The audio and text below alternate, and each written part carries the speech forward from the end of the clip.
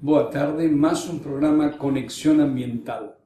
Todas las sextas-feiras en este canal, 16:30 horas. Programas já passados, podem vocês procurá-lo no YouTube, Conexión Ambiental, e vocês poderão ver todas as entrevistas passadas.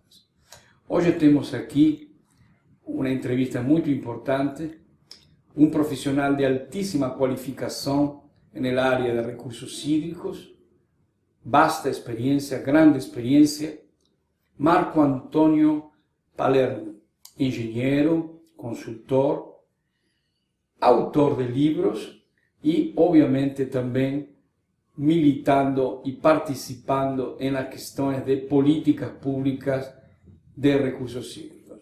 Boa tarde, grande amigo Palermo, tudo bem? Boa tarde, Eduardo. Muito obrigado aí pela oportunidade, né, de falar com você, com digamos, todos esses interessados, né, no setor. E este é um programa importantíssimo. Eu acho que fazia falta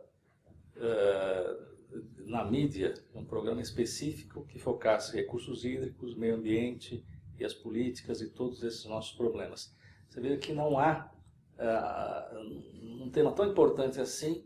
A gente observa inserções muito tímidas e muito limitadas no espaço da mídia.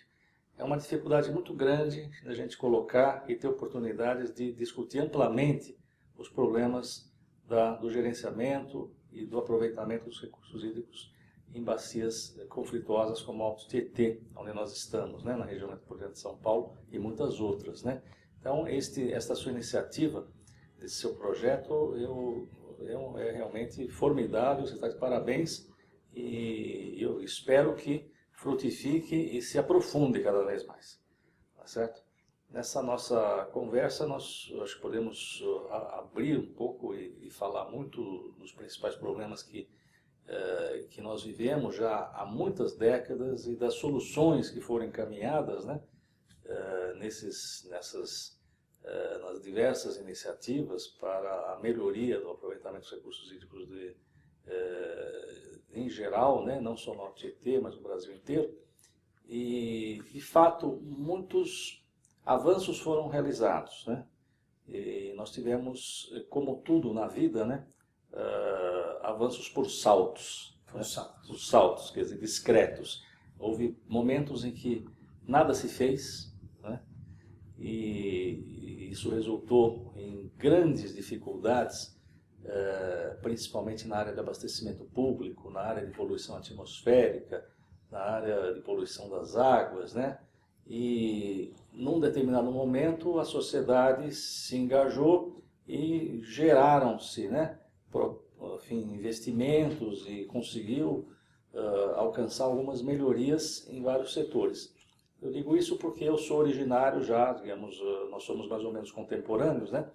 Mas você veja que nos anos 60, aqui em São Paulo vivia um caos, poucas vezes vivido por uma metrópole.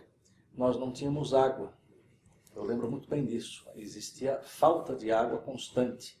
As casas em São Paulo, era muito comum elas terem um poço, né, e um poço raso, né, um poço raso, e uma fossa cética, ou seja, uma coisa contaminando a outra, tá certo? Quer dizer, a fossa contaminava o poço. Quer dizer, então, a saúde pública era uma tragédia, né?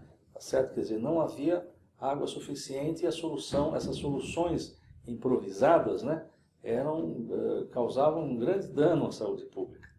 Aí o que aconteceu? Entre os anos 60 e meados dos anos 70, nós tivemos o primeiro salto, vamos dizer assim, de grande envergadura, que foi a grande melhoria no abastecimento público de São Paulo, com a implantação de sistemas de abastecimento fundamentados em grandes reservatórios e grandes adutoras, que possibilitaram um avanço muito grande na melhoria da qualidade de vida em São Paulo. A mesma coisa acontecia com a poluição atmosférica. no final dos anos 60, eu lembro muito bem, no começo dos anos 70, o ar de São Paulo era irrespirável.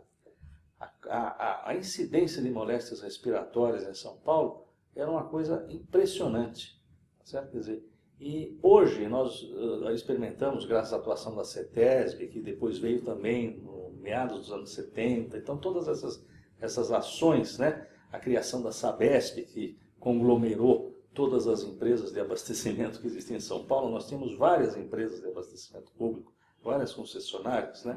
Nós tínhamos na área de controle ambiental e de poluição não havia nada, né? Certo? Quer dizer, então tudo isso nós experimentamos, né? E São Paulo teve um grande salto de qualidade e de investimento nesse período, o primeiro grande período que eu acho que faz a diferença no setor de água. Ainda não se falava em recursos hídricos, né? Essa expressão recursos hídricos é mais moderna, mas no abastecimento público, no saneamento, que é o que se usava, né? No saneamento, e depois no saneamento ambiental, foi essa grande evolução que nós fizemos. Aí nós chegamos, né, num determinado momento em que esses investimentos, quer dizer, resultaram em grandes melhorias e permitiram grandes avanços. Entretanto, um lado ficou um pouco, digamos, prejudicado, que foi a drenagem urbana. A drenagem urbana, ela advém de um processo de investimento público oriundo mais da Prefeitura de São Paulo, e que o que nós observamos é que advém de um plano de aproveitamento de criação de grandes avenidas do prefeito Prestes Maia, que é oriundo ainda dos anos 30. Nos anos 30, o prefeito Prestes Maia era um engenheiro e um arquiteto, ele era engenheiro e arquiteto da Prefeitura de São Paulo. Então ele imaginou um plano de grandes avenidas, um plano urbanístico de grande remodelação da cidade, acabar com São Paulo da época pós-colonial, né, para uma grande metrópole. Realmente foi o que ele conseguiu fazer, em parte, quando, depois de engenheiro da prefeitura, se tornou secretário e depois prefeito de São Paulo. Tá certo? Quer dizer, em 1945, ele redige um segundo relatório, o primeiro relatório em 1930, o segundo em 1945, dando exatamente os resultados que ele conseguiu implementar daquelas iniciativas, daquelas ideias, né? E dentre essas, né, surgiu o grande projeto de retificação do rio Tietê, né? E as melhorias que se fizeram na drenagem urbana de São Paulo. Muito bem, quer dizer, isso antecede aquela questão da poluição hídrica, da falta de abastecimento público, esse tipo de coisa, né? Bom, aí nós, como eu estava dizendo, tivemos uma deficiência, por assim dizer, de investimentos na área de drenagem que nós sentimos até hoje. Este é um grande débito que eu acho que a administração e as administrações têm com a sociedade paulista. Vejam que, ao passo que ainda nós temos um sistema de abastecimento, apesar de ainda termos um sistema de abastecimento que advém dos anos 70, mas suficiente, está, digamos, no limite, mas que atende ainda razoavelmente bem a cidade, e um esgotamento sanitário, digamos, mediano, né, vamos dizer assim. Do ponto de vista de controle de inundações, o nosso resultado das administrações tem sido lamentável, né? Tem sido muito pouco eficaz, porque tem, digamos, a grandeza dos problemas tem sido tamanha e as intervenções têm sido absolutamente ridículas, né? Posso dizer essa expressão mesmo forte, ridículas, face à gravidade e à dimensão dos problemas, né? Tá certo? Muito bem. Agora, Palermo, é interessante o que você está colocando. Nós temos, por um lado, um histórico que privilegia praticamente dentro do urbanismo da cidade, que naquela época o urbanismo teve suas boas iniciativas. Nós temos avenidas daquelas épocas e corredores daquela época que han tido uma ideia que no momento podia ser estética, paisagística, que se convirtieron después en el tiempo como un servicio ambiental. Tenemos el caso de la 23 de mayo, por ejemplo. Muy bien. Ahora, de aquella época nos saltamos a la nueva época. Y en la nueva época está fallando, como estamos en débito con el pasivo de la cuestión del drenaje, mas la pregunta es por una falta de orçamento, es por una falta de voluntad, porque continuamos beneficiando el transporte que no es el transporte de masa, continuamos beneficiando el transporte individual de automóvil, certo?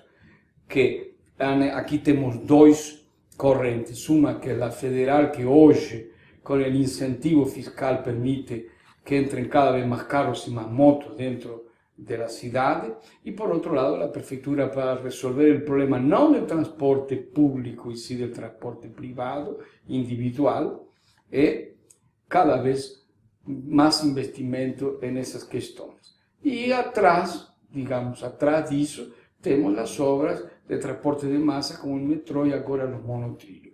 Então a pergunta é, teríamos condições de resolver?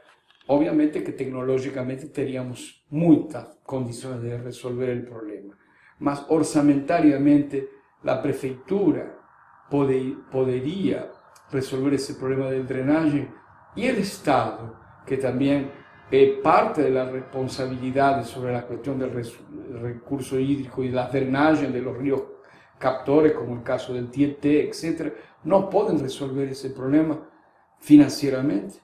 Falta. Essa é uma questão importantíssima que você levantou. E está no cerne do problema.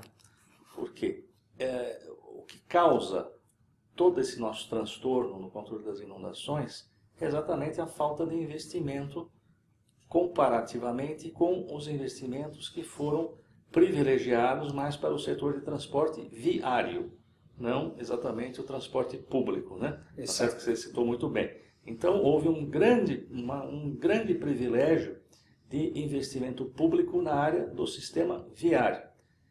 Ora, hoje, digamos, a única coisa que se pode fazer com o sistema viário é mantê-lo, porque ampliá-lo é impossível, né? Então, nós chegamos num limite em que o próprio poder público está convencido de que ou transfere os seus investimentos do viário, quer dizer, apenas o mantém, e transfere para o transporte público. Aliás, as demandas sociais são cada vez mais fortes com relação a isso, ou não haverá solução, tá certo? Quer dizer, nós entraremos numa situação, e aqui eu me lembro do arquiteto, planejador George William, ele escreveu um livro que era, ele me lembro, não li o livro exatamente, mas eu me lembro de um fato que se citava no livro, em que ele mantinha uma correspondência por fax. Na época era um instrumento de altíssima tecnologia, né? Com alguém do futuro, com uma pessoa daqui a 1000 anos, né? E esse interlocutor dele dizia o seguinte: olha, hoje eu levei os meus filhos, ele conversava com essa pessoa do futuro, hoje eu levei os meus filhos passear num parque em Los Angeles, que é o resultado, foi resultante esse parque do grande congestionamento de 2200, em que o congestionamento foi tão grande que as pessoas não tiveram outra saída, a não ser largar todos os veículos, sair todos os veículos, largar os carros e deixar tudo lá. Então, o que fizeram? Eles fizeram um grande aterro sobre aqueles veículos e transformaram num parque público imenso. Tá certo? Quer dizer, tamanha a situação que chegou. Então, esse é mais ou menos o paralelo que nós fazemos. Quer dizer, hoje, o setor público acaba sendo empurrado por uma necessidade de face a impossibilidade de ampliar mais o viário, impossibilidade física de partir para aquilo que deveria ter partido desde o começo, que era o privilégio ao transporte público de grande escala, né? Tá certo? Aí, o que ocorre? O fato, as coisas se interligam da seguinte maneira com a drenagem, o fato de se ter privilegiado sempre o sistema viário, tá certo? Fez com que a drenagem nada mais fosse do que um sub-item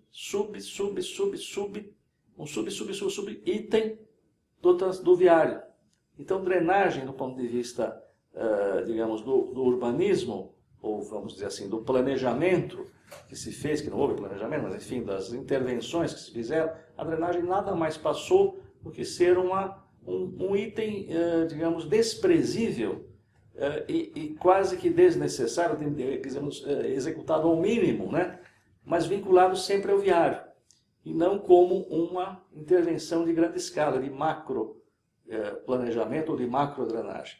Então, este foi o problema, tá certo? Quer dizer, tudo que se fez em drenagem esteve sempre vinculado ao viário. Tanto é que essa tradição até hoje se mantém quando a gente observa que, por exemplo, mesmo nos transportes de grande escala, como o metrô, a drenagem entra pelo metrô, tá certo? Quer dizer, ou seja, o metrô faz drenagem, as concessionárias de serviços públicos fazem drenagem, tá certo? Quer dizer, sem a mínima articulação com um plano de drenagem metropolitano. Sem um diálogo, inclusive. Sem um diálogo, inclusive. Exatamente, quer dizer, daí o que aconteceu? Quer dizer, a partir, e nós só vamos ter consciência disso e nos organizar com relação a isso, praticamente no ano 2000, com a primeira tentativa de se fazer um plano de macrodrenagem para a bacia do Alto Tietê, tá certo? Que depois acabou sendo, na realidade, uma iniciativa muito, eu acho que foi o auge do Comitê da Bacia do Alto Tietê, ao qual nós estamos aqui vinculados, né? Eu diria que o auge do Comitê da Bacia do Alto Tietê foi na gestão do secretário executivo Hugo Marques da Rosa, que depois foi presidente do comitê, tá certo? Em que ele, primeira coisa que ele fez na sua gestão, instituiu as câmaras técnicas do Comitê da Bacia do Alto Tietê. E eu fui o primeiro coordenador da Câmara Técnica de Drenagem e Controle de Inundações. E coube, aí eu tive a missão do secretário executivo de desenvolver um termo de referência para um plano de macrodrenagem para São Paulo. Não foi o DAE que fez o termo de referência, ou nem a Sabesp, nem uma companhia. Foi a Câmara Técnica do Comitê da Bacia do Alto Tietê. Vejam como o comitê regrediu. Vejam como o comitê regrediu. Não regrediu, parou. Exatamente, mas no mínimo, né? Tá certo? Falei, no mínimo regrediu. A primeira Câmara Técnica de Drenagem e Controle de Inundações do Comitê da Bacia do Alto Tietê foi quem elaborou com seus membros integralmente o termo de referência para indicar a contratação ao DAE, tá certo? Do plano de macrodrenagem. Ou seja, o DAE também fazia parte da Câmara Técnica, claro, né? Ou seja, mas não foi um termo de referência chapa branca, não foi feito órgão, tá certo? Quer dizer, foi um termo de referência que veio e foi produzido pela sociedade técnica e pela comunidade técnica presente. Lá estava a BRH, eu como presidente da Câmara Técnica, estava a Sabesp, estava o DAE, estava o Engenharia, estavam várias organizações não governamentais, ambientalistas, e das mais variados setores, né? E de que maneira eu tive essa missão? Essa missão foi muito difícil, porque eu tive que fazer isso, nós na realidade acabamos demorando acho que uns 6 meses para fazer isso, e foi muito, muito difícil, porque era um problema novo, tá certo? Era uma necessidade premente, e como organizar esse documento, né? Tá certo? Quer dizer, então nós fizemos dezenas de reuniões e organizar o documento da forma como seria necessário para uma contratação de um serviço dessa magnitude é algo muito complicado, tá certo? Depois que esse documento passou por todas as instâncias do comitê, foi aprovado, primeiro pela Câmara Técnica, foi à plenária do comitê, discutido na plenária do comitê, veja, discutido, não passou por ad referendum, tá certo? Quer dizer, ele foi discutido pela plenária do comitê e não em uma única reunião, porque não daria, tá certo? Quer dizer, esse documento foi debatido pela plenária em seus vários itens, como deve ser feito, porque a plenária do comitê é o legislativo das águas. Então, funcionou exatamente como funciona o legislativo. E uma Câmara Técnica, que é uma comissão do legislativo, né, propõe e debate, propõe uma medida, leva ao plenário, e isso é discutido no plenário e foram adotadas emendas no plenário também. Tá certo? Quer dizer, então funcionou exatamente como deve funcionar. Tá certo? Esse documento, elaborado pela Câmara Técnica, que vai ao plenário do comitê, sofre as suas emendas, tá certo? O comitê aprova o termo de referência para a contratação de um plano do primeiro plano de macrodrenagem da Bacia do Alto Tietê e determina, encaminha e recomenda ao Departamento de Águas e Energia Elétrica que proceda à contratação. Pronto. Quer dizer, quer coisa melhor que isso?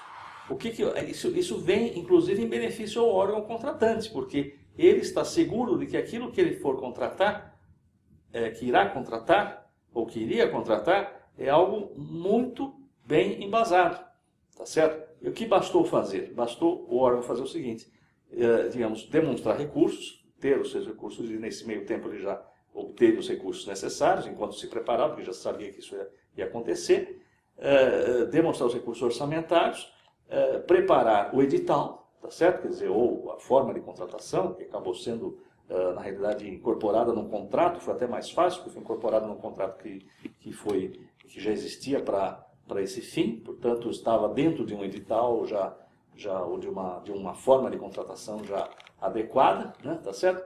E se desenvolveu dessa maneira. Agora, veja, esta é a forma como pela primeira vez se faz, essa foi a forma que pela primeira vez se transformou, né? Tá certo? Quer dizer, a maneira de se tratar um problema de drenagem na região metropolitana de São Paulo, tá certo? E que gerou o primeiro plano de macrodrenagem de São Paulo, tá certo? Agora, veja como foi e que exemplo interessante e que talvez muito pouco se lembre, apesar de não fazer tanto tempo assim. Não faz mais de 12, 13 anos, tá certo? Mas é o exemplo, em primeiro lugar, de como se pode trabalhar num comitê de bacia, como deve trabalhar no comitê de bacia, e como esse comitê de bacia serve de instrumento de apoio e de sustentação para a administração pública realizar aquilo que ela necessita fazer. Porque nem sempre, por mais que a administração seja preparada, quer dizer, ela é uma administração focada, ela é setorial, tá certo? E o comitê, ele tem exatamente esse papel, ele é multissetorial, tá certo? Quer dizer, ele é multidisciplinar e, portanto, foca todas as outras variáveis que são importantes. Então, essa foi a mudança que nós sentimos. E aí nós passamos para um segundo estágio, tá certo? E que nós vivemos até hoje, em que alguns planos foram feitos, foi feito esse primeiro, mas aí nós tivemos um segundo, como tudo, tem um avanço e tem uma parada, né? Houve aí uma pequena deformação técnica, vamos dizer assim, no seguinte sentido, quer dizer, confundiu-se nas gestões seguintes a macrodrenagem de São Paulo como uma grande produção de piscinões. Tubos piscinões, tá certo? Quer dizer, piscinão que é uma... Desculpa, que continua a mesma. O sea, no ha Sim. mudado nada. Não mudou Ahora nada. hay un nuevo proyecto para más 16, 17 Pois é. nuevos piscinões. Exatamente. E isso não é drenagem, Porque isso é contenção. Exatamente, quer dizer, porque na realidade aí identificou-se, né, um núcleo de negócios interessantes, então alguém, né, que a gente sabe quem, né, tá certo, identificou esse núcleo e passou a vender esse tipo de solução como a panaceia para o controle das inundações. Você cria o problema, depois vende a solução. Baseado, inclusive, num resultado muito positivo, que foi o piscinão do Pacaembu. Aquilo foi um piscinão realmente espetacular, né? Tá certo? Mas que é uma coisa muito particular, porque é uma bacia consolidada, uma bacia onde existia área efetivamente para absorção e para armazenamento, onde não há esgoto, tá certo? Quer dizer, então, houve assim uma conjunção de fatores muito positivos e o plano de macrodrenagem, na realidade, ele foi deformado, tá, para ser um documento que subsidiou algumas atividades de produção em grande escala ou em média escala de reservatórios de detenção chamados de piscinões, que não digamos, é uma questão apenas pontual, não resolve em nada o problema, tá certo? Porque trata apenas de um ponto, apenas de questões pontuais que evidentemente reservatórios de detenção são necessários, mas como soluções, na maior parte dos casos, pontuais e localizados, né? Mas não sistêmica, não abrangente e tudo mais. Quer dizer, então hoje ainda nós vivemos esta panaceia, quer dizer, ainda se vende muito e se confunde isso na região metropolitana. E eu acredito que a nossa drenagem, né, está ainda muito prejudicada por esse tipo de entendimento que é inadequado. A Prefeitura de São Paulo já está evoluindo muito nisso, tá certo? Quer dizer, o ano passado, a Secretaria Municipal de Desenvolvimento Urbano começou a desenvolver um novo plano de manejo, chamado Plano de Manejo de Águas Pluviais. Veja que os nomes vão mudando, refletindo-se também na evolução da tecnologia. O que se chamava antes de plano, não existia plano nenhum, depois virou plano de drenagem, antes era um plano viário, a drenagem, como eu disse, era embutida lá nas entrelinhas, né, do plano, quer dizer, no que era necessário, depois virou, agora, nos anos 2000, plano de drenagem, agora um plano de manejo de águas pluviais. Manejo por quê? Porque é algo mais sistêmico, mais complexo, que envolve qualidade da água, controle de sedimentos,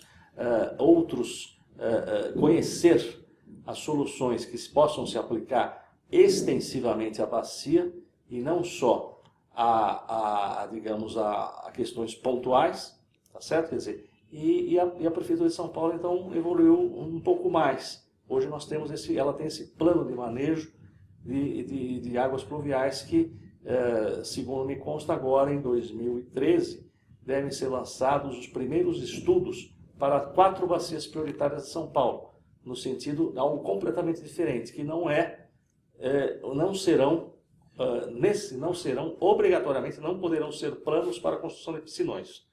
Tá certo? Quer dizer, o termo de referência que já está preparado é num outro contexto, numa outra visão, numa outra abrangência, e eu acho que nessa linha nós poderemos ter um caminho um pouco melhor.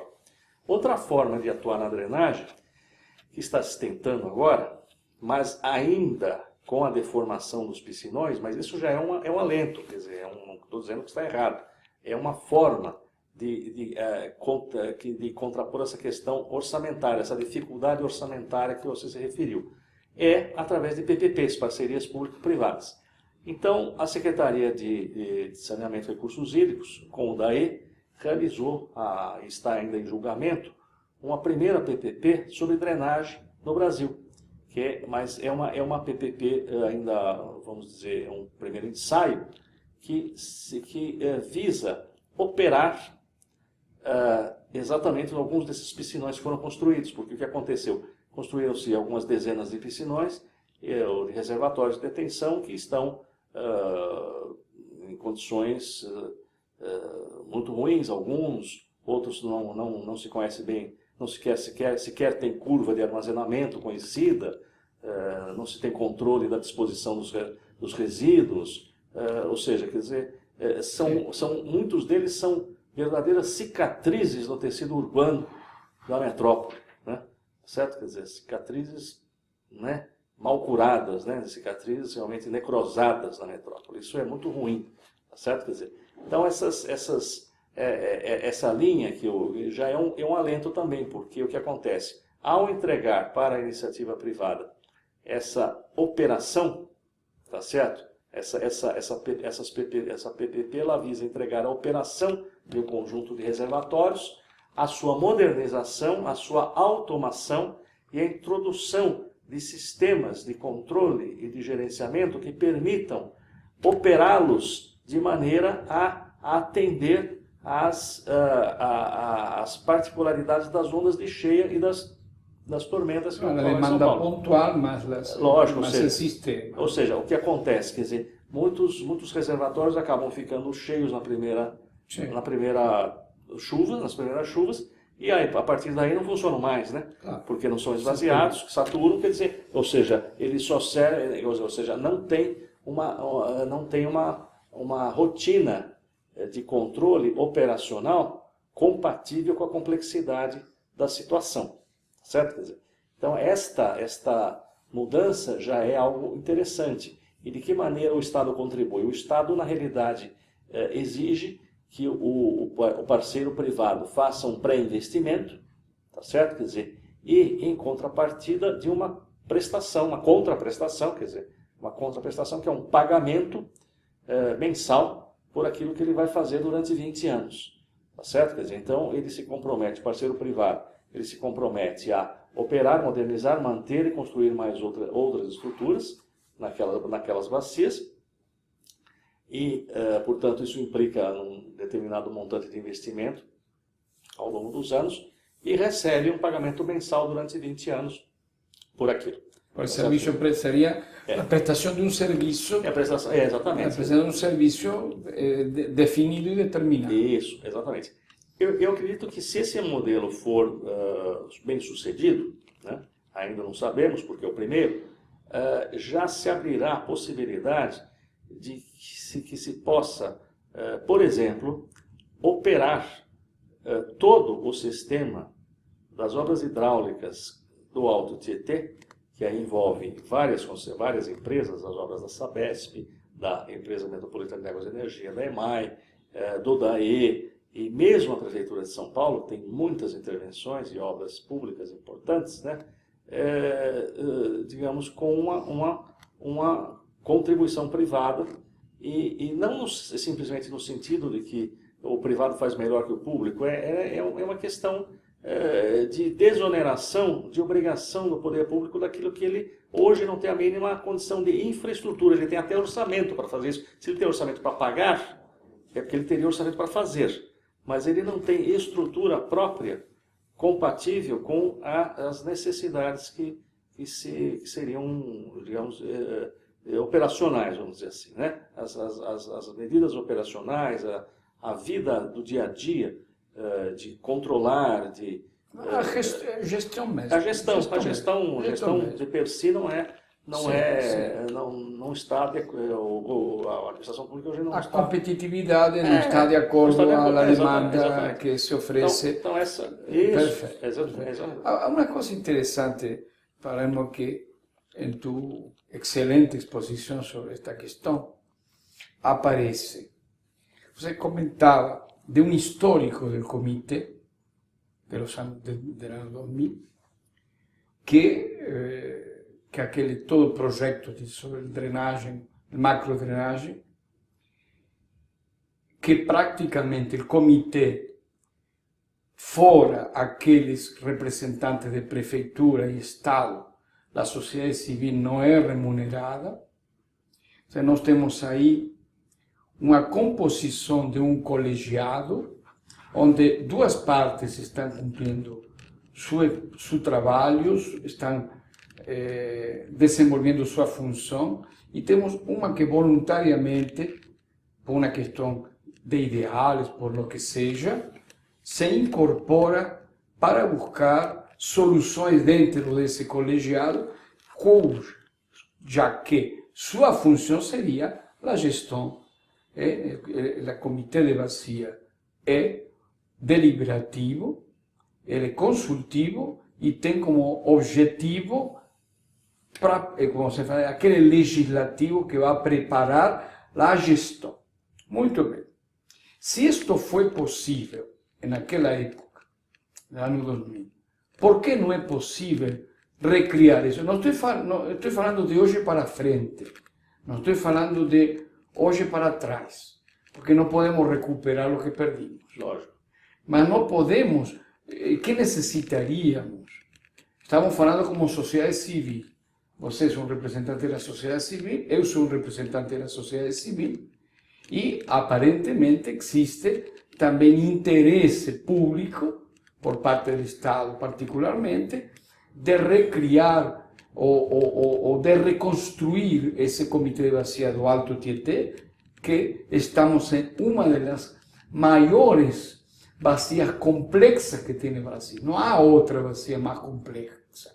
Nós temos aqui, digamos, quase 14 milhões de habitantes, temos uma demanda que é superior à oferta, uma complexidade de gestão, porque é complexa a gestão também. Nós temos mais de quase 40 municípios que não têm um diálogo nem tecnológico, não estou falando político, porque o que necessitamos acá é o político pode resolver, mas primeiro não necessitamos resolver a questão tecnológica.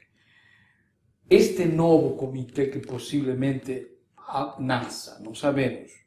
Há uma proposta, há uma intenção, mas temos que ver isso na prática. Não se poderia recriar aquele trabalho tecnológico. Você fala uma câmara técnica de drenagem que praticamente se desativou. Sim. Se desactivou, não existiu, mas quando nós temos esse problema, e se criaram outras que podem ser importantes, mas não são prioritárias e urgentes. O sea, não temos que ver o que são as prioridades e as urgências quando criamos uma Câmara Técnica. E em los investimentos também. Nós agora vamos a ter a cobrança pelo uso da água, onde serão entre 40 e 50 milhões por ano, que poderiam muito bem ser investidos nesses trabalhos de câmaras técnicas como a que você se referiu. Isto seria possível? Seria. Olha, eu diria o seguinte, nesse mesmo período em que o comitê, que eu chamo do auge do Comitê da Bacia do Alto Tietê, eu chamei, né, de auge do Comitê da Bacia do Alto Tietê, existia uma injustiça muito grande por conta do Fundo Estadual de Recursos Hídricos. Não era permitido à sociedade civil ser tomadora do FEHIDRO. Veja que absurdo. Nós tínhamos todos os encargos, nós não éramos nomeados, tínhamos que ser eleitos entre os pares, ou seja, é muito mais difícil uma organização civil ser membro do comitê do que uma organização pública, porque o órgão público é nomeado, sendo que alguns deles são membros estatutários. Portanto, basta ser indicado pelo titular do órgão, etc. Então, para uma entidade civil ser membro de um comitê de bacia ou do Parlamento das Águas, ela precisa ser eleita. Eu participei no auge, nesse auge do comitê, não sei se você já estava lá, mas não me lembro, mas eu participei a primeira eleição do comitê, eu fui captado na rua. Falei, olha, por favor, vem aqui para o comitê, porque não tem ninguém. Tá certo? Eu sou membro do comitê desde a primeira, vou deixar de ser agora, mas desde a primeira eu fui, não havia ninguém que quisesse ser, porque não sabia o que era aquilo, etc. Entramos. Na terceira eleição, já precisou ser feita na Câmara Municipal de São Paulo, num fim de semana, porque havia tantos candidatos da sociedade civil, estou falando, havia tantos candidatos que precisamos fazer na Câmara Municipal. E a quarta eleição não cabia nem na Câmara Municipal. Teve que ser feita, né, naquele espaço do Parlatino. Você já esteve lá. Esse foi realmente, tinha milhares de candidatos. Ou seja, mas veja que coisa curiosa. Quer dizer, nós tínhamos que ser eleitos, havia, por exemplo, um segmento ambientalista que tinha, sei lá, 800 candidatos para 3 vagas. Tá certo? Era uma coisa assim. Tá certo? Quer dizer, entretanto, não podia, apesar de ter toda essa dificuldade, existia um grande interesse da sociedade em participar, mas não podia ser tomador do FEHIDRO. Porque não pode. Não, porque não pode, porque isso aqui tem que ser só do dinheiro público, o privado não pode tomar. Como não pode tomar? Mas ele é partícipe do sistema em iguais condições. Aí é o que aconteceu. Esse secretário executivo que virou presidente do comitê entendeu perfeitamente a injustiça do processo e mudou isso. Tá certo? Quer dizer, a sociedade civil passou a ser tomadora do FEHIDRO e com isso conseguiu apresentar muitos projetos, inclusive o Comitê do Alto Tietê, dito por alguns, houve alguns aí que disseram que o Comitê do Alto Tietê em alguns tempos era, mas isso é dor de cotovelo, que era a ovelha negra dos comitês de bacia, né? Esse é dor de cotovelo. Sim, né? Tá certo? Por quê? Porque o Comitê do Alto Tietê foi durante muitos anos aquele onde a maior parte dos recursos do FEHIDRO era destinado a projetos da sociedade civil e não do poder público, tá certo? Eu não sei se ainda é assim, mas durante muitos anos isso foi o tom. Quer dizer, a sociedade civil é que comandou efetivamente o comitê, apesar de não ter comandado, digamos, a mesa diretora, efetivamente os projetos da sociedade civil que foram os grandes beneficiários do FEHIDRO. Certo? Quer dizer, isso é uma grande coisa. Se foram bons, se não foram, isso é outra coisa. Tá certo? Mas se foram aprovados é porque eram potencialmente bons. Porque todos os agentes técnicos são agentes públicos. Tá certo? Não tem agente técnico privado. Tá certo? Quer dizer, então, se todos os agentes técnicos aprovaram todos aqueles projetos, que eram projetos potencialmente bons. Eu pelo menos, me lembro, quer dizer, até os planos de bacia não foram feitos por entidades públicas, foram feitos por entidades privadas. Tá certo? Quer dizer, o plano da bacia do Alto Tietê não foi feito por nenhum órgão público. Foi feito por uma fundação de direito privado, tá certo? Quer dizer, não tem nada a ver com um órgão público, tá certo? Quer dizer, então, isso foi muito importante. Agora, o que ocorre? Quer dizer, é possível voltar ao passado não é possível, mas é possível fazer um futuro melhor que o passado até. Mas para isso, há que se ter a mesma, eu diria que um caminhamento parecido. Ou seja, há que se ter um líder, tá certo? Que, evidentemente, tem que partir da força política dominante. Esse líder tem que trazer o comitê à esfera maior da discussão metropolitana, que foi o que aconteceu naquele período. O comitê era a esfera maior da discussão metropolitana por algum tempo. Tanto é que as reuniões eram feitas no Palácio dos Bandeirantes, quer dizer, e os prefeitos iam, o prefeito de São Paulo, eu me lembro, o prefeito Paulo Maluf, a prefeita Marta Suplicy, a prefeita Luísa Erundina, todos eles iam nas reuniões do comitê. Participavam. Né? Com sua equipe técnica. Com sua equipe técnica e tudo mais. Quer dizer, ou seja, existia um reconhecimento da parte de todos os poderes. E uma credibilidade. De que aquela era a melhor fórmula para a resolução dos problemas de gestão metropolitana. Porque você mesmo disse, com 40 municípios, gerir uma bacia com quase 40 municípios, 39 municípios, na realidade é uma missão quase impossível, se não houver, antes da articulação política, articulação técnica, quer dizer, técnica. É diagnóstico. O diagnóstico. Você necessita saber o diagnóstico e quais são as prioridades e as urgências. Agora, veja, quer dizer, então nós tivemos presidentes de comitê da bacia, que eu acredito, 2 ou 3 prefeitos de São Paulo, certo? Quer dizer, depois disso, por mais que os presidentes dos comitês tenham sido atuantes, né,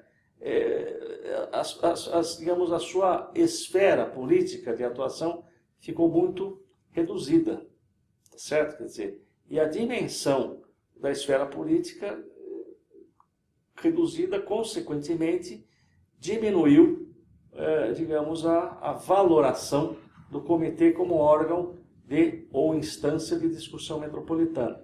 Nós tivemos aí um pequeno respiro, vamos dizer assim, com a criação da Agência da Bacia do Alto Tietê. Houve de novo uma nova injeção de ar no sistema, que foi em 2002, entre 2002 e 2004, que foi o melhor período de gestão da Agência da Bacia do Alto Tietê, quando se imaginou, mas por quê? Porque novamente existiu um agente público interessado e que incentivador do sistema. O sistema de gerenciamento de recursos hídricos, tanto nacional como estadual, e o nacional deriva do estadual, isso é bom todos lembrarem, porque o sistema estadual nasceu em 91, o estadual em 91, com a Lei 7663, a Lei Estadual de Recursos Hídricos, e o federal só em 97, que é uma cópia do nosso, tá certo? Quer dizer, então, digamos, isso é muito pouco tempo, do ponto de vista da administração pública, vamos ver, 20 anos, tá? É muito pouco, tá certo? E nesses 20 anos, se digamos, aquele que detém o recurso, o orçamento, e que detém o poder político, não der a devida magnitude dentro digamos, do seu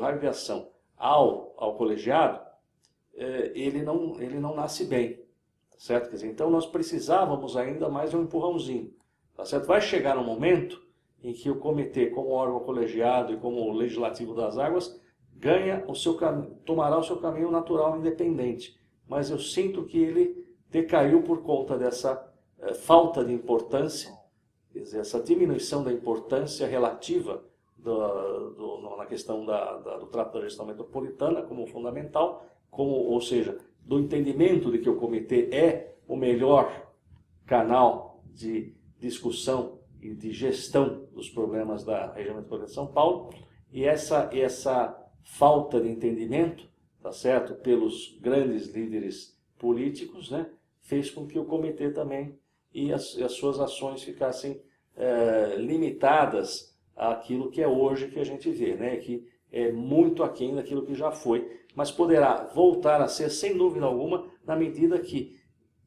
o poder público e os grandes líderes políticos entenderem que a solução da gestão metropolitana não pode se dar com 40 ou 39 ou 40 municípios atuando numa área de uma única bacia, independentemente. Isto é impossível, tá certo? Não haverá solução para nenhum dos nossos problemas e tudo tende a piorar em todos os sentidos. Poluição hídrica, poluição atmosférica, digamos, quantidade de água abastecida, transporte de sedimentos, todos os aspectos da quantidade e da qualidade da água só tende a piorar se esses, vamos dizer assim, em números redondos, 40 poderes políticos não se alinharem numa única, digamos, numa única corrente, tá certo? Porque é impossível fazer de outra maneira, tá certo? Na realidade, a grande reforma política que hoje a sociedade demanda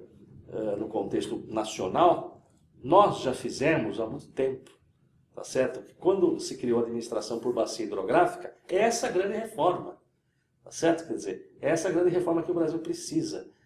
Todos que estão numa bacia têm que ter um processo de gestão unificado, baseado num plano e um programa de investimentos único.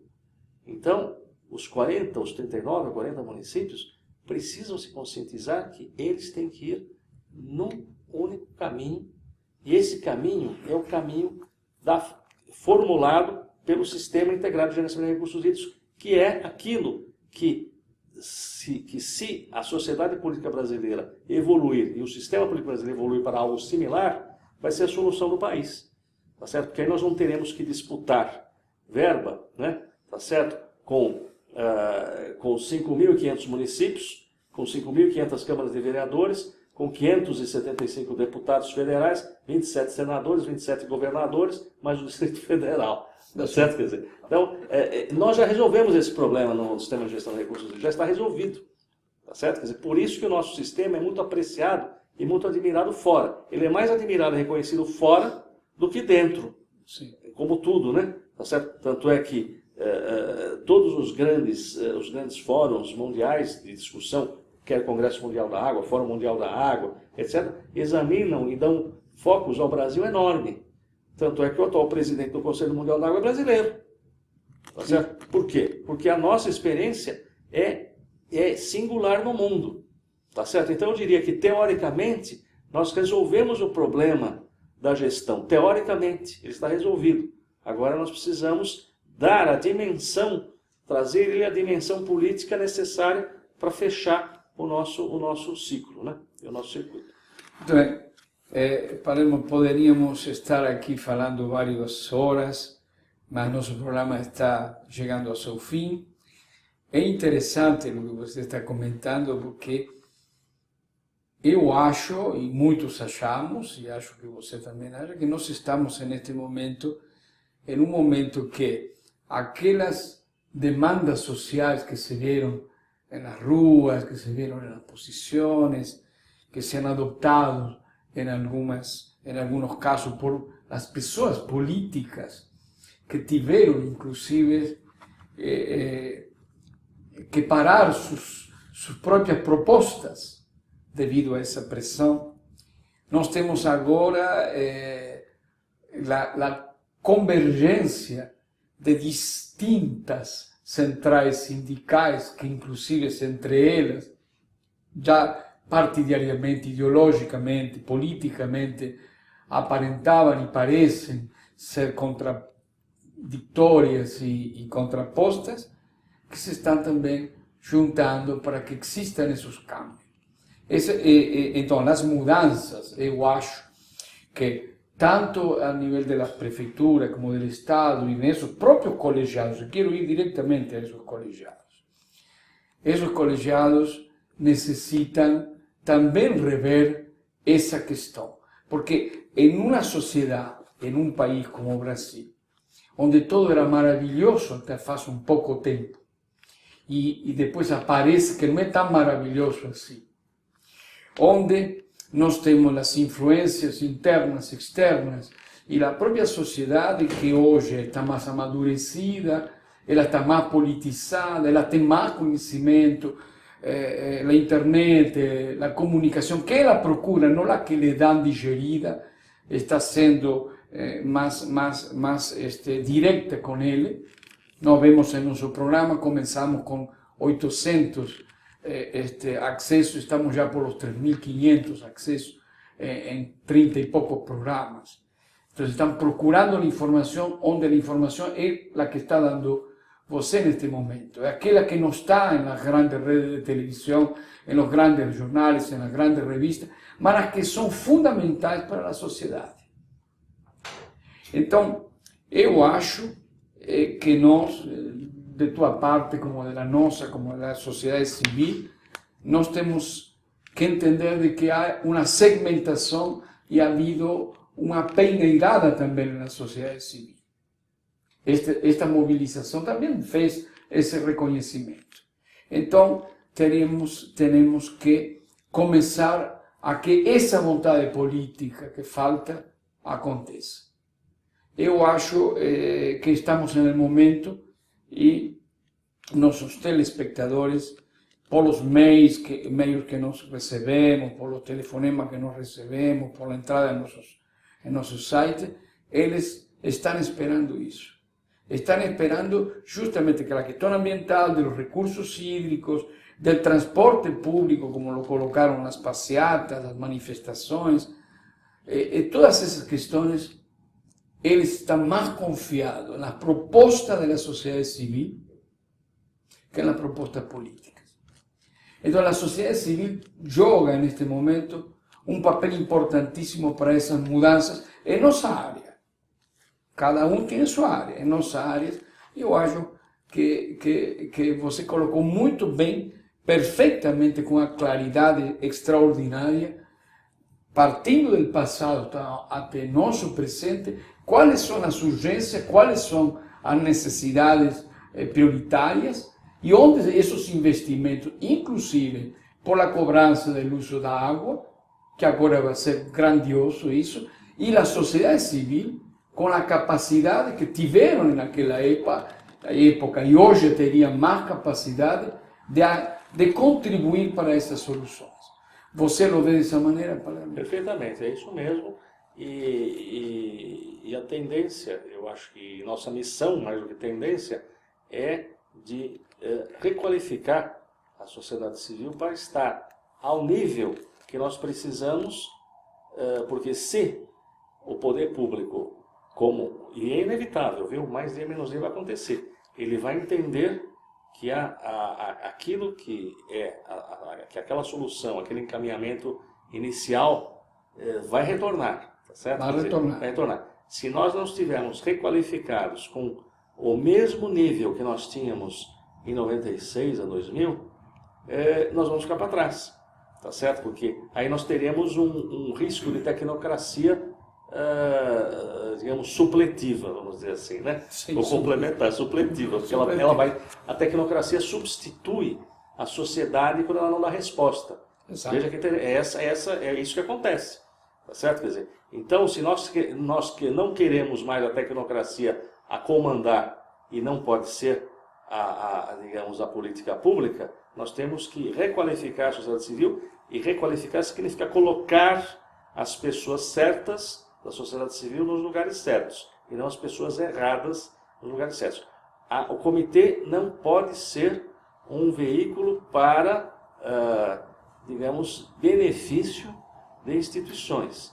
Ele é ao contrário, quer dizer, ele é ao contrário, quer dizer, as instituições que têm que trazer o seu conhecimento ao comitê. Eu fiquei muito mal impressionado na última plenária do comitê quando ressurgiu uma figura lá das cinzas e disse que estava lá para aprender, etc. Voltou para aprender. Ele não está lá para aprender, ele está lá para ensinar. Tá certo? Ninguém vai a um comitê, imagine se um legislador vai lá para aprender. Tá certo? Quer dizer, não, ele vai lá para ensinar, ele vai lá para conduzir a política, para criar soluções, propostas, e não para diagnosticar. Aquilo não é escola, né? Tá certo? Quer dizer, aquilo é mais do que escola, aquilo é aonde aqueles que tiveram escola tem que dar sua contribuição. Claro. E não aqueles que não tiverem escola têm que aprender como ganhar dinheiro. Tá certo? Bem, Palermo, nosso programa já se esgotou. Eu agradeço muito o teu trabalho. Tá, muito obrigado, Esta Eduardo, pela oportunidade que você foi ha muito dado. rápida, foi muito rápido. Eu falei para você que você estava preocupado com o tempo. Eu falei, mas é muito rápido. Bom, nossos queridos e fiéis espectadores deste programa Conexão Ambiental, todos aqueles que se estão agregando em cada programa, agradecemos muito que continuem em nossa linha, em nosso programa, e les agradecemos também por ter estado todo este tempo. Já estamos por el 33º programa e faltam alguns poucos ainda, vão ter que esperar um pouco mais. Les desejamos um feliz fim de semana e, como sempre, 16h30, às sextas-feiras, neste canal Conexão Ambiental. Muito obrigado, boa tarde.